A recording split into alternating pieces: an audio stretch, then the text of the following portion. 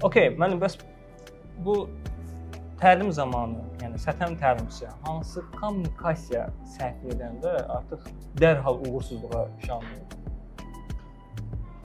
Əsas suallardan biridir, deyərdim ki, birinci növbədə yəni qrupu itirəcək və kommunikasiya səhvi eləyəcək əsas məsələlərdən biri üstdən danışmaqdır.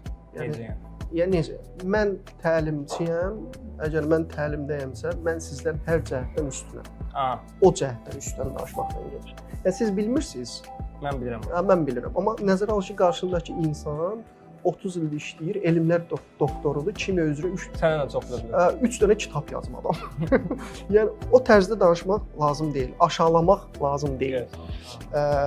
Siz bilmirsiniz tonunda danışmaq itirəsən, fərqi yoxdur. Təzə işçi də olsa, ya təzə təlimə qoşulan da olsa, 30 il işləyən də olsa, skeptik də olsa, həmin adamı itirəsən. Həmin adam elə bir fonda dayanacaq ki, sən təlimi bitir, sən o qrupu bir dəfə görəcəksən. Ondan sonra sənin qrupuna qoşulmayacaq.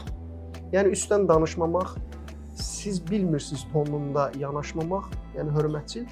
Bir də kommunikasiyada açıq suallardan istifadə etmək. Ki, yəni mən danışıram, məni dinləyirlərmi? Bəlkə mən hardasa səhv eləyirəm kommunikasiyada.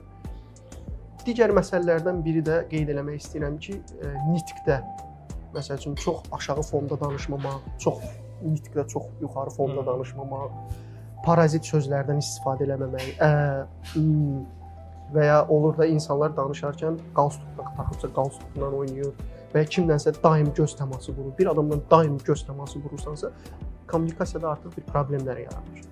Okay, gözəl. Yaxşı müəllim. Növbəti sualımız keçirik.